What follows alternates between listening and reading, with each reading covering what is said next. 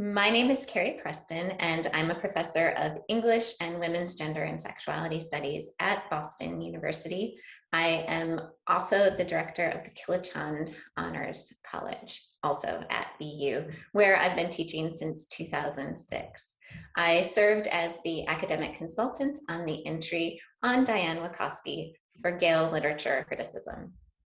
Diane Wakoski is an incredibly prolific poet. She is the author of over 60 volumes of poetry and prose, and has been writing since her first collection was published in 1962.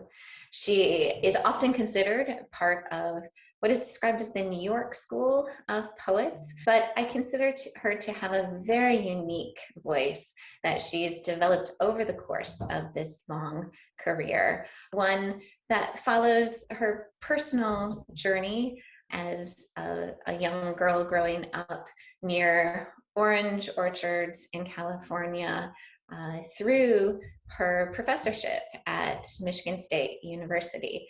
I had the great good fortune of being her student at Michigan State University. So among the things, when I think of who is Diane Wakoski, I know she is an incredible teacher and mentor. She has regularly throughout her career created small groups of poets, student poets, who work together around the big butcher block table in her dining room on their poetry. And I was part of a group called the Sapphos, and she continues to work with these groups. Even now, in this time of remote engagement, she will meet virtually with her groups of poets. A crucial feature of her work is a concept that she has developed that she calls a personal mythology. So while some critics, especially early in her career, associated her with a confessional mode, one that is often deeply associated with a poet like Sylvia Plath or Anne Sexton, Wakoski firmly believes, and I agree, that her mode is somewhat different from the confessional mode. Her belief in the personal mythology is that what the poet does is create a set of myths around their lives. The poet turns personal experiences into broader stories, mythological stories, and mines them for their importance and for their relevance outside of a single life. So Wakoski's body of work, on the one hand, tells her personal journey, but tells it as mythology. And you would be remiss to assume that a story told in a poem actually happened to Diane Wakoski. If you made that error, you would believe that she had a brother, for example, and possibly a brother who committed suicide.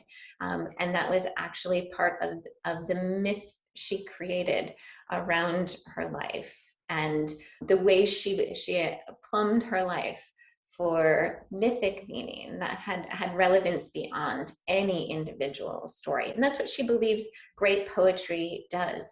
It might begin with a tiny personal moment, but it expands and expands until you feel that what you've seen through that personal moment is one of the crucial lessons about human life in general. I already talked about the dangers of assuming that a story is true in the simple sense of truth, that it actually happened. And Wakoski's poetry is great in this sense for helping students understand the mythic or narrative I, the difference between a personal voice and a creative voice. Often students come to a work of poetry and other literature, but especially poetry, because in the American tradition, it is so rooted in that singular I, the voice, the personal voice of poetry. So students often come to a poem and assume that every piece of it is true and honest, and are actually angry or suspicious of the voice if it doesn't feel true and honest and authentic. So Wakoski's poetry is great to introduce students to whatever version of a personal mythology needs to be understood in order to engage effectively and critically with American poetry. Where Diane's poetry fits so well with the pandemic, I think, is her distinct honesty, perceptiveness about what it is to be an aging creative mind. In the more recent books, the experience of aging, confrontations with death and the end are absolutely presented with honesty, with sort of the bare life in them. And for me, I've taken great comfort in many of these poems that explore loneliness, explore monotony, explore how we make meaning of our lives. When thinking of some of the poetry that describes a day where great beauty is found in absolutely the normal things. Watching a recording of a musical concert, eating grapes or a nectarine, cooking food. Diane's poetry points us to the great pleasures and beauties in the most banal things, in things that seem to have no potential. And so in the boredom of pandemic life, in the distance, in sometimes the lack of excitement in many of our worlds, I return to her poetry again and again to remind myself of the beauty that's right here, right next to me. My sorcerer's cap, to use an image that Diane uses in her poetry, would lead me to believe that Wakoski's work is going to become more and more important in the poetry world in the future. I think her voice is going to be recognized as a voice that actually teaches us about the changes in American poetry from the first part of the 20th century, the modernist poets who influenced her poetry so much, to the contemporary period, and particularly help us understand some of the complexities of the social and cultural changes that took place.